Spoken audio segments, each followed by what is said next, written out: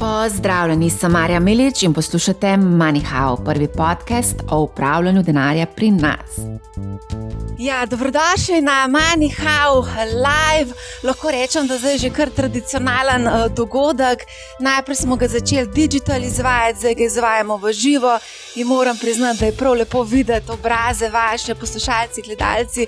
Lepo je priti v stik z vami. Tako da hvala, da ste se danes udeležili našega dogodka. Prepričana sem, da boste izvedeli zelo veliko zanimivih stvari in da vam bodo te zadeve, ki jih boste danes slišali, seveda tudi koristili pri upravljanju vašega premoženja. Moje ime je Marja Milič, sem ustvarjalka podcasta MoneyHow. Prva epizoda je bila objavljena 21. januarja 2021. Tako da ja, tukaj sem v bistvu že pri prvi epizodi opozorila oziroma povedala, da ravnanje z denarjem oziroma upravljanje denarja ni raketna znanost in to dejansko tudi res je tako. Danes se bomo pogovarjali o prihodnosti investiranja, smo ujeti med umetno inteligenco in pa zimzelenimi pravili. Čeprav so ta zimzelena pravila pogosto spregledana, pa lahko rečem, da nekako kar ostajajo z nami že zelo dolgo časa. Tehnologija se pa eksponentno razvija in to v zadnjih recimo 10 letih, če samo pomislite, kaj se vse zgodilo, res neverjeten tehnološki napredek, ampak če pa pogledamo še daljšo zgodovino, recimo 300 let, je bilo pa še več teh inovacij, ampak same osnove oziroma temelji investiranja pa ostajajo praktično nespremenjeni. Na hitrco, preden gremo na današnjo vsebino, gosti so se namreč že kar usedeli tukaj, Sam na hitro povem, napovedujemo delavnico Do It Yourself, kako investirati v delnice, prihaja jeseni. Delavnica za začetnike je bila kar precej uspešna, tako da veliko ste nas spraševali, kako pa izbrati delnice, kako se odločiti za investicije, tako da bomo tudi konkretno tukaj pogledali, kako kupiti delnico. Novoletni MoneyHow je zdaj že kar z nami praktično, že odkar obstaja MoneyHow, torej 2 leti, tudi letos bo MoneyHow Live v živo za novo leto. Predlagam pa, da se tudi naročite na e-pismo, kjer bomo vas obveščali o vseh teh dogodkih. Skratka, Damjan Merlak, Luka Podlogar. Luka Podlogar je, tako kot sem napisala v opisu, nekdanji investicijski bankir, delal si na Cityju, v Cityju, bil si tudi predsednik uprave General Investment, zdaj si presedlal v konkurenci, NLB skladi, a ne? Ja.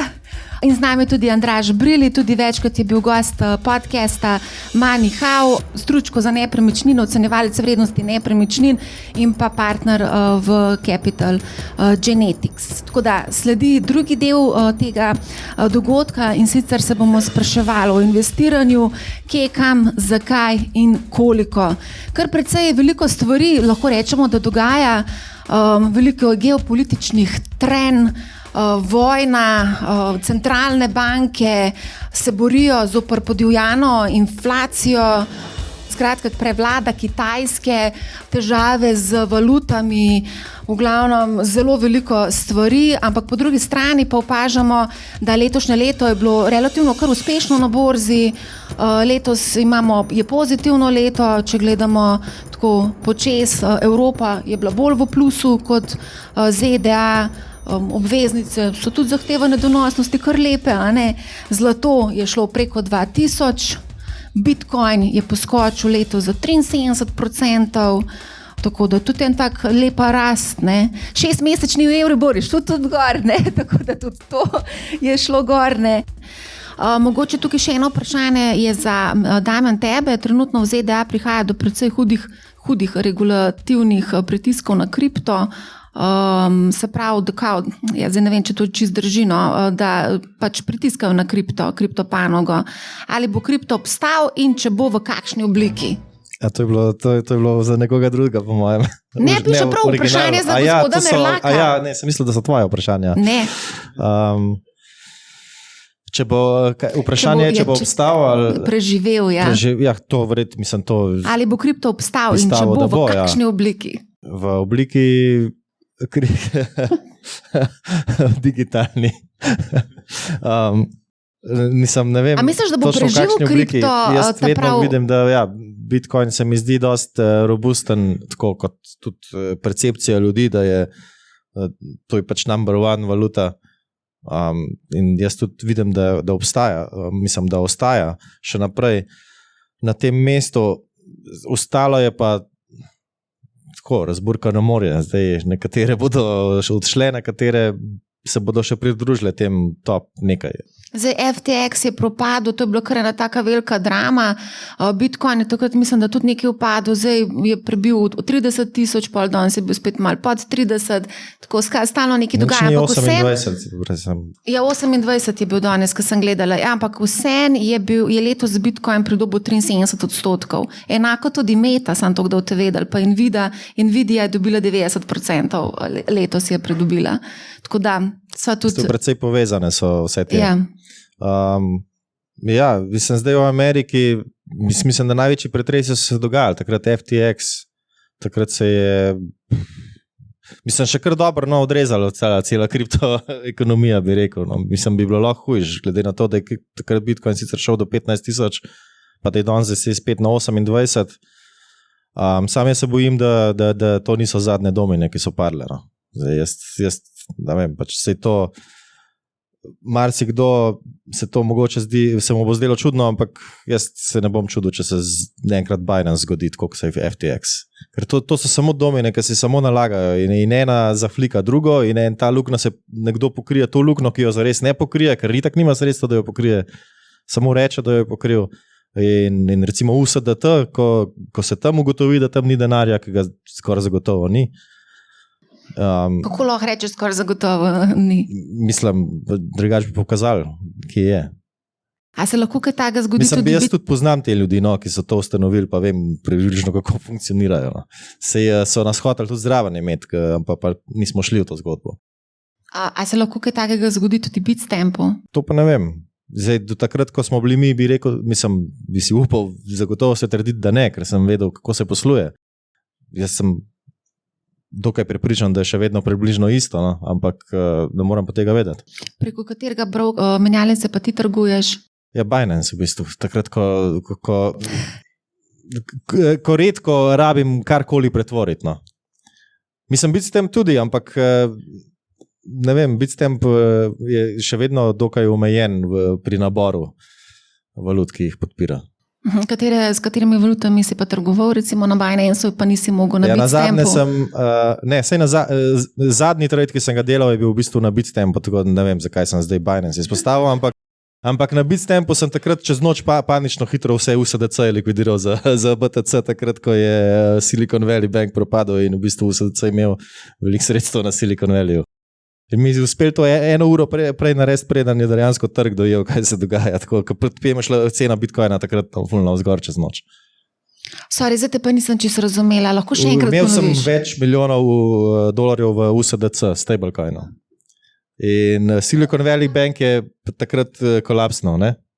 To si imel na Binance. Nekako se je že špekuliral, da ima USDC, se pravi veliko sredstev na Silicon Valley Banku.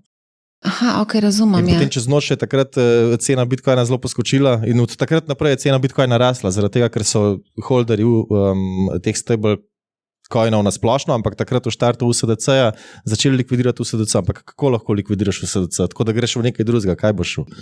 In v kaj si šel? Verjetno ne, ja, v Bitcoin. Si šel? Ja. Ampak jaz sem enostavno celo pozicijo zahedžal, da sem prodal futurese na Bitcoin in sem bil isto kot dolarjih, samo da sem se znebil tega rizika stablecoina. Zanimiv manever. Tako ob 3 zjutraj. Ja. In pa sem šel spat in ob 12 sem se zbudil, je bila cena že par tisoč dolarjev više. Zanimivo, veliko... Nisem nič od tega, ampak lahko bi se pa slabo izšlo. Sej USDC ni imel nobenih problemov, zaradi tega, ker je potem Amerika istak rešila Silicon Valley Bank. Ampak če ga ne bi, jaz mislim, da bi bil tam haircut enih 5-10%, da sem imel sredstvo na Silicon Valley Banku. Ampak ti si že prej imel nekaj bitcoinov, ne?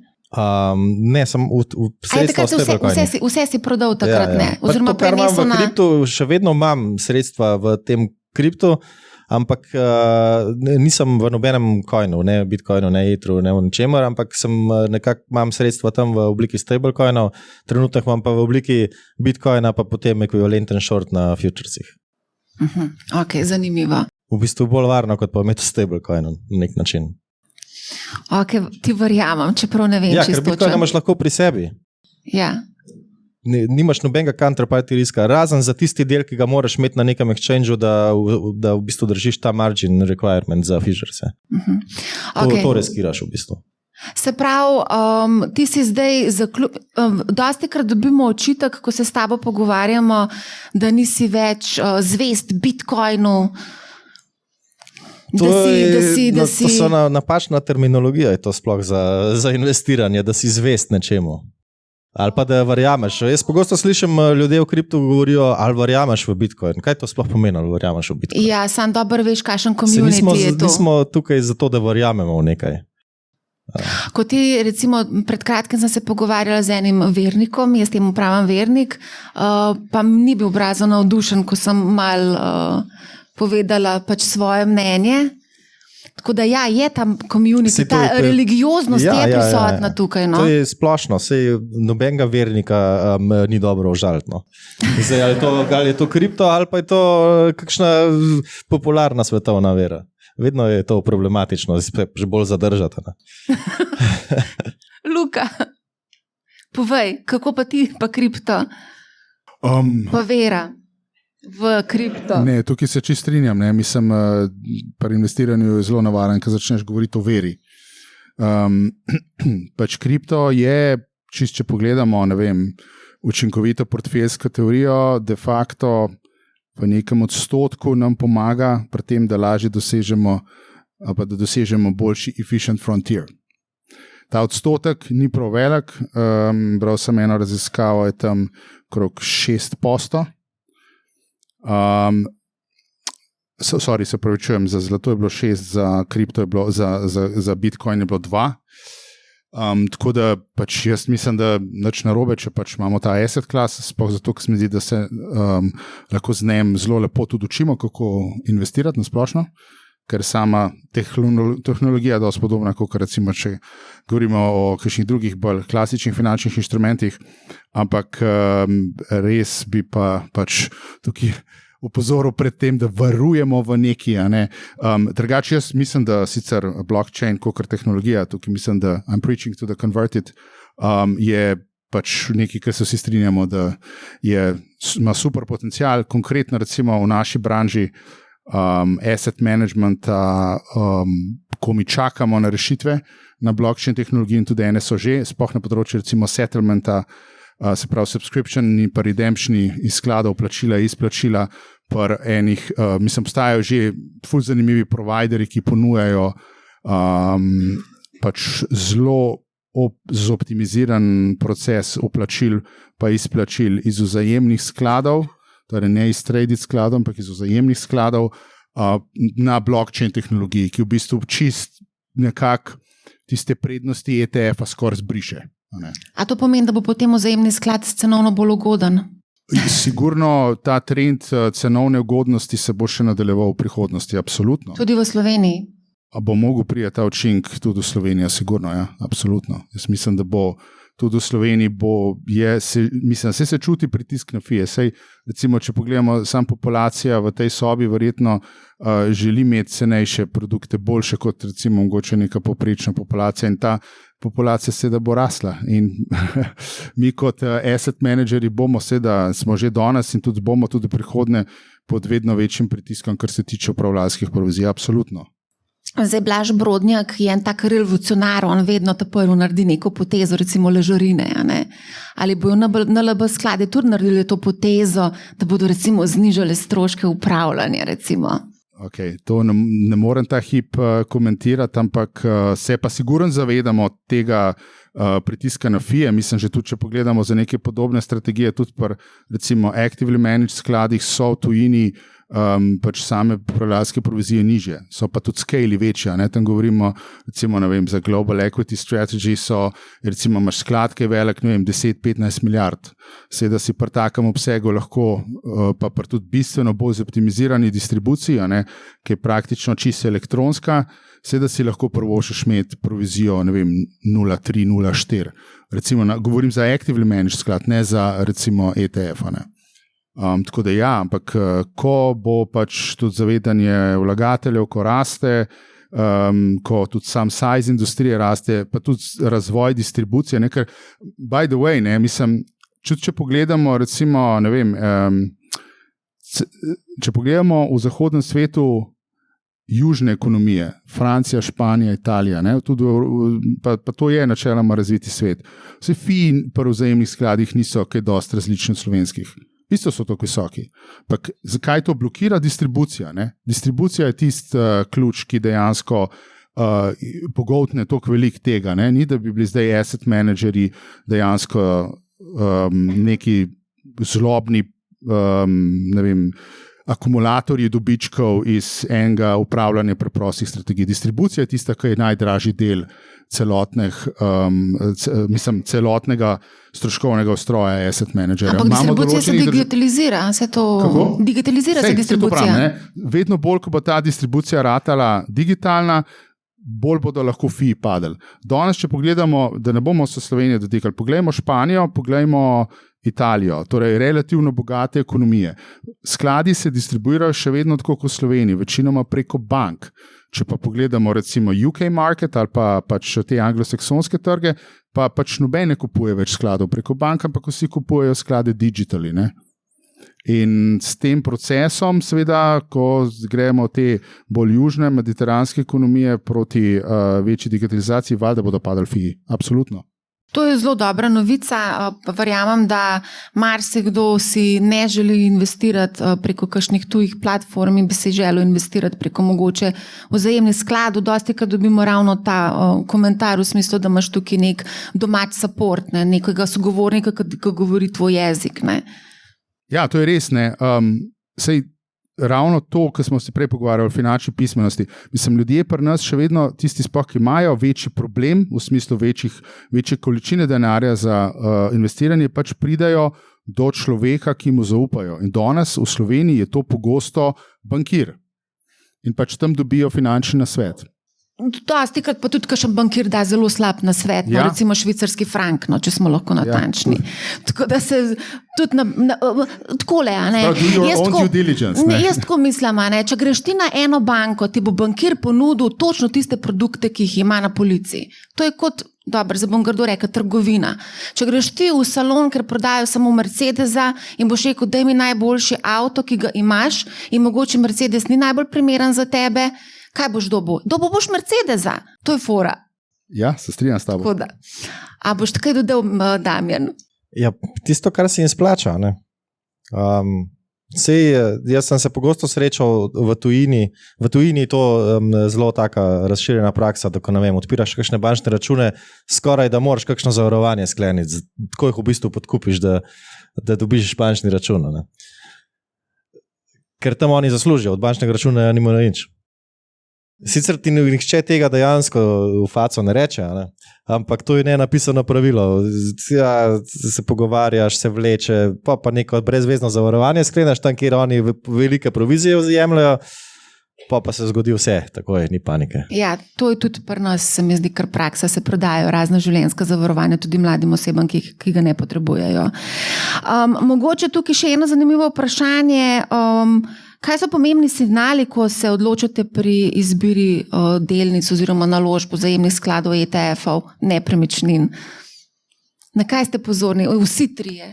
To je pač vprašanje z publike. Lahko pa začnemo pri Andražu najprej. Ajde, Andraž, povej, kako ti gledaš na to? Pri investicijah v nepremičnine mislim, da je treba biti zelo pozoren prvič na pravno stanje, same nepremičnine, da je to vse urejeno. Po drugi strani pa jaz vedno svetujem tistim, ki se odločajo v same nepremičnine, da omogočajo nek denarni tok, nek stabilen denarni tok, in da so sorazmerno dobro likvidne. Marsikdo se vidi velike donose v, naprimer, v nakupu nekih zemljišč, si obeta velike zaslužke pri preprodaji zemljišča, pa pri pridobitvi gradbenega dovoljenja in izvedbi projekta, ampak dostikrat naletijo na ogromno ovire, in v bistvu to premoženje lahko hitro rata zelo nelikvidno in čisto nič donosno. Tako da tukaj je predvsem za neke manjše ljudi, mislim, za manjše vlagatelje, za fizične osebe pomembno, da kupujejo nepremičnine, ki so likvidne, ki so pravno urejene in ki omogočajo nek donos skozi najemnino, in mislim, da je to nek recept, ki funkcionira. Luka, mogoče kako kupiti vzajemni sklad, kako izbrati vzajemni sklad, recimo, kaj imaš cel kup enih vzajemnih skladov, različno razpršenih, imajo na različne naložbene politike, različno tvegani. Tukaj koncev imamo tudi kar nekaj DZU-jev, kako sploh izbrati, dobro, to ne moreš ti odgovoriti. Ne, sej je vprašanje zelo na mestu, pa mogoče ga, dajmo še raje malo generalizirati, sploh pustimo produkte konkretne, recimo, ampak dajmo se sploh najprej vprašati, če zdaj začenemo vlagati, kako sploh naj svoj denar razporedimo. Je treba začeti z neko sposobnostjo prevzemanja tveganj, pa nekim apetitom do prevzemanja tveganj. In to je prvo vprašanje, ki ga moramo razrešiti. Tukaj govorim čisto o njih investing 101.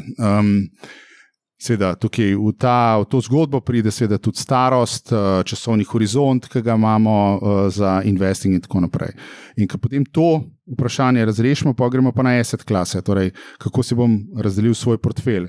V smislu teh tradicionalnih asset klasov, se pravi delnic, equities, fixed income, se pravi obveznic, ki mogoče tudi v tem času so spet nekak nek asset klas, ki ga se dejansko splača malo pogledati. Pa seveda pol vse, kar je alternativnega v ta koš bi jaz vrgel, nepremičnine, kripto, tudi zlato lahko, ne vem, zaradi mene tudi art in tako naprej. No in tukaj dejansko znotraj tega moramo pa pol najti, glede na to tveganje, pravo asset alokacijo. Šele pol bi jaz rekel, da gremo naprej na inštrumente. Pri inštrumentih je pa pol cel kup enih vprašanj. Ne vem, se pravi, recimo, če gremo korak nazaj, recimo, če smo nek stari 25 let, imamo horizont za investiranje naslednjih 40 let, verjetno bodo kot osnova portfelja equities najbolj primerna. Če imamo recimo, ne vem, 5-10 let do penzije, moramo biti bližje cashu, bomo dali več casha pa več fixed income v portfelj. Zelo simpel sestava. No in potem v tretji fazi gremo pa seveda na inštrumente.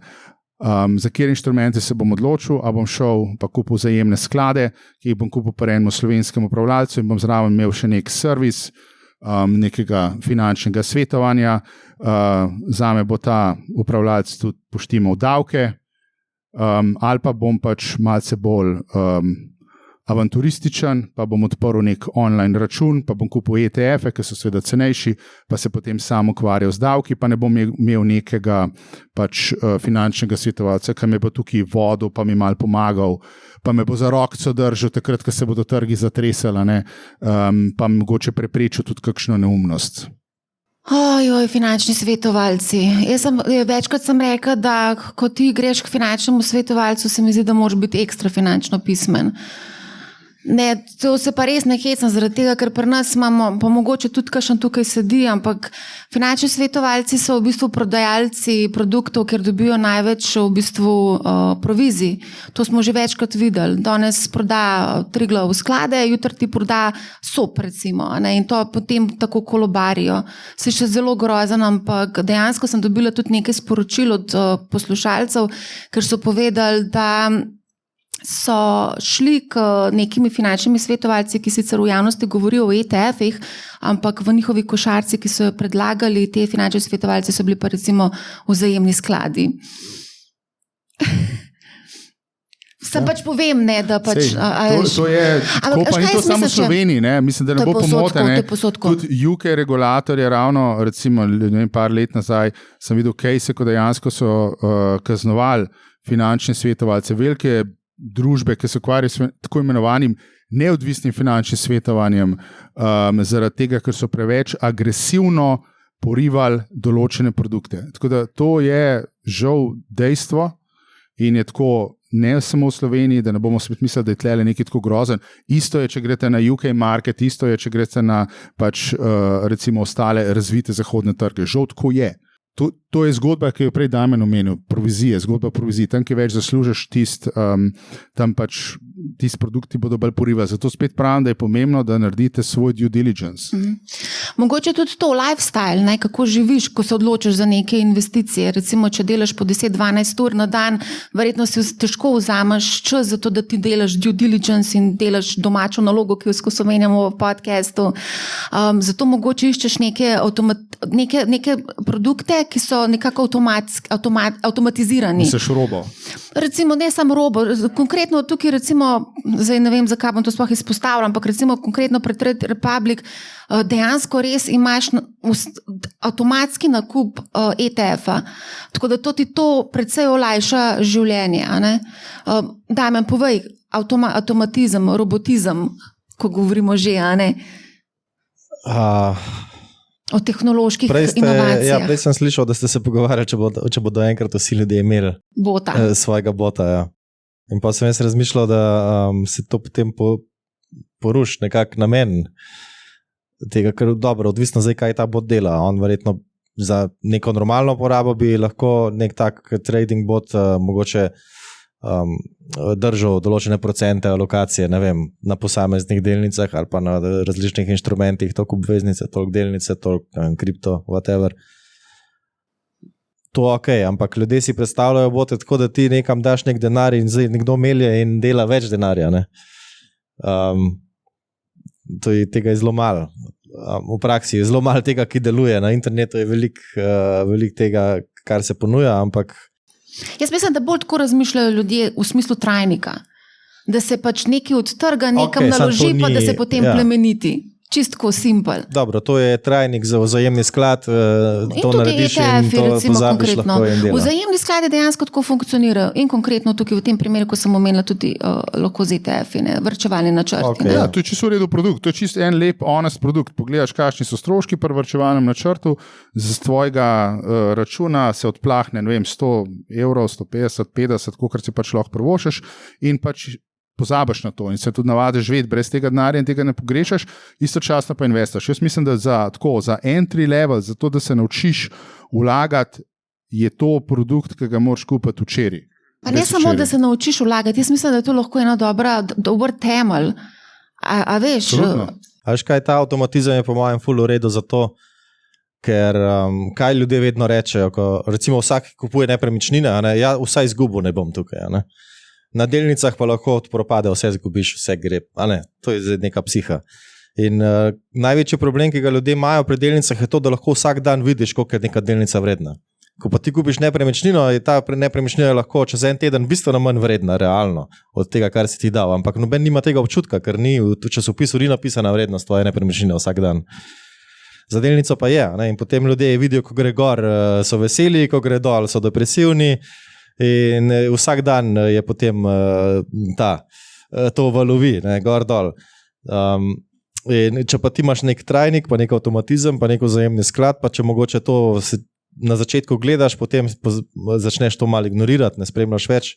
In te v bistvu ta volatilnost trga ne meče več iztira lahko na dnevne ravni, tako kot marsikoga, ki mogoče to vsak dan gleda, pa ni navajen tega. No. Ja, ta v bistvu produkt ti da disciplino, da si investit. Ker tako največji problem, tako kot sem prej omenil, ki ga imajo mali vlagatelji, da niso investit. Ali pa da skačajo, kakšni prav, da hoče tajmati trg, ker pač dokazano po behaviorističnih financah doesn't work, pač ne funkcionira ta zadeva in v bistvu če nimaš te discipline, da si investit na long term, pa probaš neki time at market, se pogosto zgodi, da zamudiš.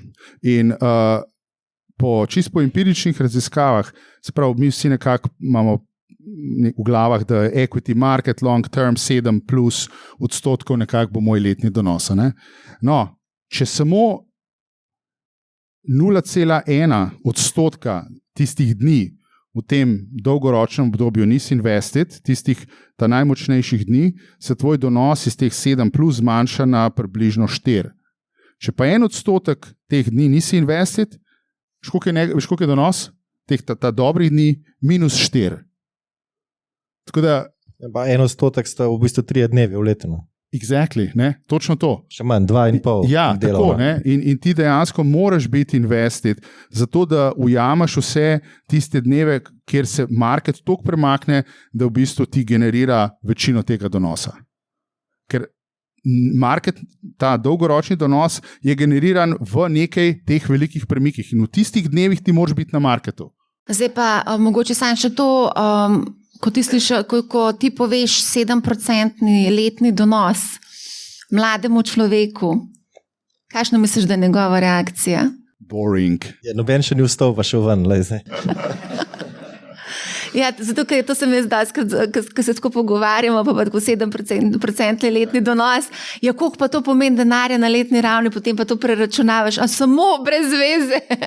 Take so reakcije. Ne? Ker mladi so se mogoče malo navadili na te nore donose, pa tudi izgube, čeprav v teh noče govoriti, s kriptotrga. Ne? Pa konec koncev se spomnil bikovski trend, ki je trajal, oziroma še, ne vem, še vedno trajal, kako bi sploh definiral tega medveda, ki smo ga imeli. Nekaj dolg časa trajajo, celo desetletje, sej mladina v bistvu niti ne ve, kva je depozit, ne, konc konca. Sama veš, dokler imaš ti manjšo količino denarja, si lahko to prvošiš, ker imaš pa večjo količino denarja, imaš pa tudi malo večji glavobol, in se s tem grojem, večjim delom svojega portfelja, prihrankov, težko pregaranih prihrankov, malo težje tako igraš, da bi kar vse zdaj stavil na neke tiste visokodonosne stave, na nek kripto. Ne? Recimo, zato je pač moraš del tega svojega portfelja, ki ga imaš, lock-inat v neke malce manj donosne, ampak bolj, bom rekel, recimo varne ali pa malce manj volatilne naložbene oblike. Noben ti pa ne preprečuje, da si alociraš svoj delček portfelja, svojih 50%, s katerimi se boš pa igral, ne? Pa lahko to v kriptu, v tehnoloških delnicah ali pa ne vem, v kakšni drugi naložbeni obliki. Sem vsekakor, jaz to spodbujam, go for it, the best. Čim več si na marketu, tem boljš, sam pač ne delati neumnosti. Neumnosti smo vsi delali, Luka, tudi ti. Tudi jaz. Tako da neumnosti so dobro, learning tool je to, odličen learning tool. A ima še kdo kakšno vprašanje, mogoče, ki bi ga živo hotel postaviti? Lahko kar pogumno vprašate, karkoli. Zdaj smo tukaj, eno vprašanje tukaj, Damjan, spet za tebe. Kje bo Bitcoin? Kdaj? Kje in Više. kdaj? Pa, če je brez datuma, pa rečem više. Od trenutnih 28, Ja. do kam? Ker to je tako logično, sej že inflacija ga bo eventualno postavila više v absolutni številki. Ampak ne, jaz mislim, da gremo niže, preden bo više. Ampak ti si kar si rekla, da je v bistvu da smo zdaj že v novem bikovskem trendu, jaz nisem tega mnenja. Ne vem, če sem rekla, da smo v novem bikovskem trendu. Ne, rekla si, da je bil ta medved je bil neki tako vizi. Ne vem, če je že konec tega medveda. A je že konec? Ne, nisi rekla, da ne veš, če ga je že konec. Se pravi, se bom poslušala. Da je bil mini. A da je bil mini. Ja, se pravi, ga je že konec. Ja, mogoče, ja. Že letos imamo kar lep odboj na trgu, tako da ne vem. Jaz se sprašujem, a je bil to sploh medved? A je bil to medvedek? Si pravim, da ga ni konec. A da ga ni konec? Ti praviš, da ga še ni konec. Tukaj še eno vprašanje, ko govoriš o medvedu. Kdaj bo konec trenutnega medvedjega trga? Poglej v svojo kuglo, v deževalsko. Zdaj, če tako govorimo. Tako, čez pavc, tako, veste, v mega kolega. Letos ne, jaz bi rekel, da letos ne.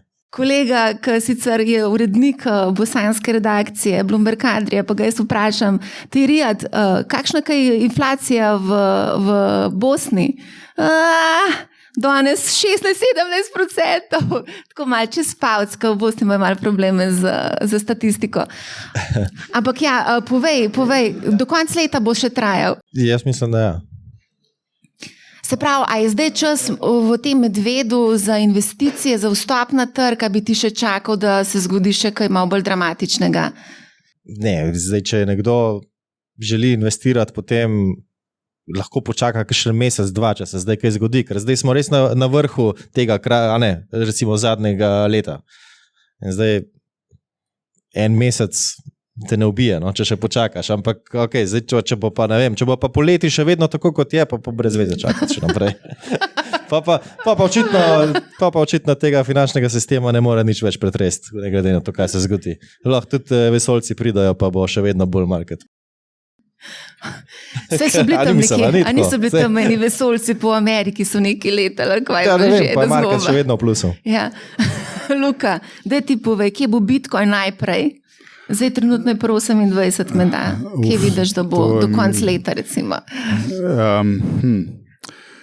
Mislim, Bitcoin se je v teh zgodbah nekako mečkan pokazal kot neko sredstvo, kamor preplašeni vlagatelji premaknejo del svojega premoženja.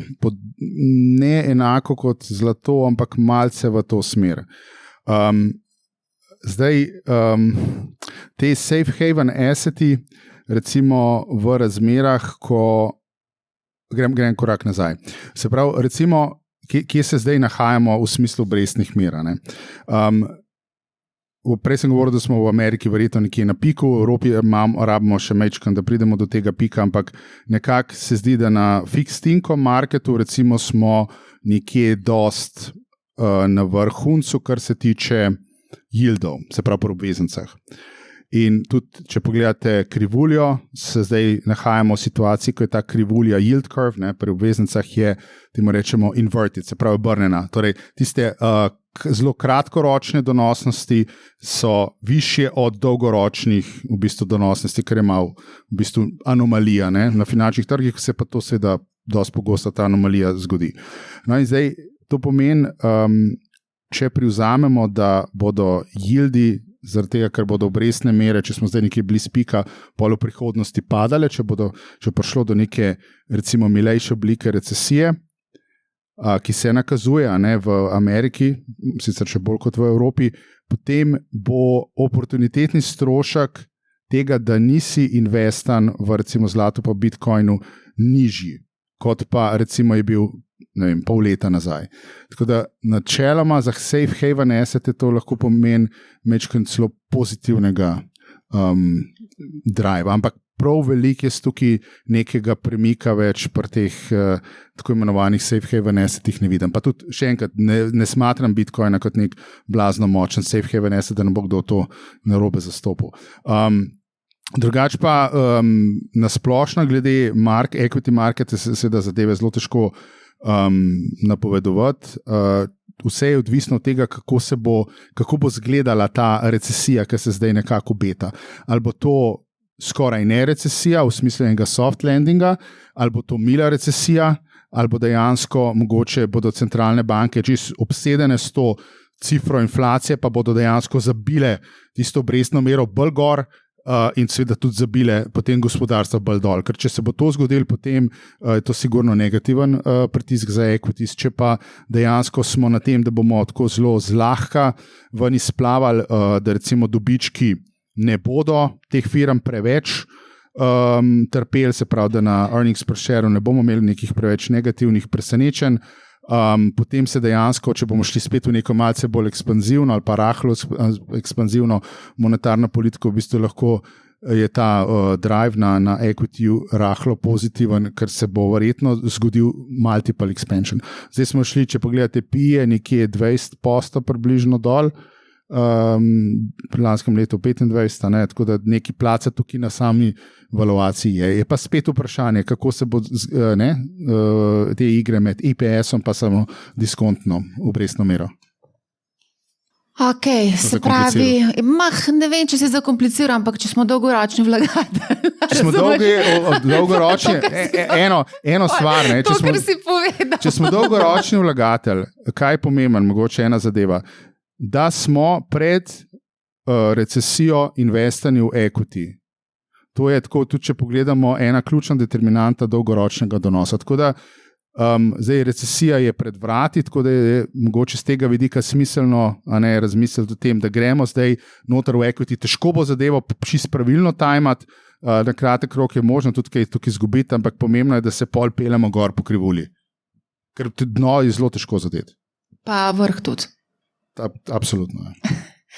Andraž, boš ti povedal še, kako bomo kupovali nepremičnine?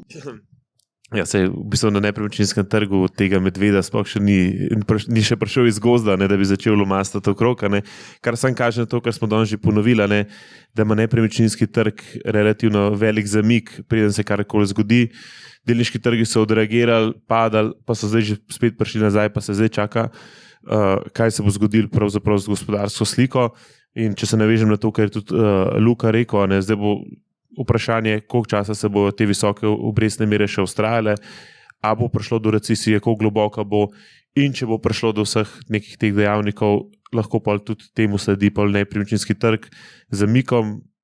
Je res, da smo v preteklih letih imeli to veliko rast, ki je v bistvu mogoče malo prehitela gibanje bruto domačega proizvoda in tako, ker če pogledamo, je to zelo kolerira in na dolgi rok nepremičnine pridobivajo, ampak mogoče smo zdaj v zadnjih letih dobili malo preveč pospeška, pa bo to malo bolj zdaj stagniralo. Je pa res pomembno, kaj se bo pravzaprav dogajalo z monetarno politiko, z gospodarstvo rastjo in morebitno recesijo in kako globoka bo. Imaš še kaj za povedati, Luka? To je to. Najlepša hvala za odlično debato. Hvala.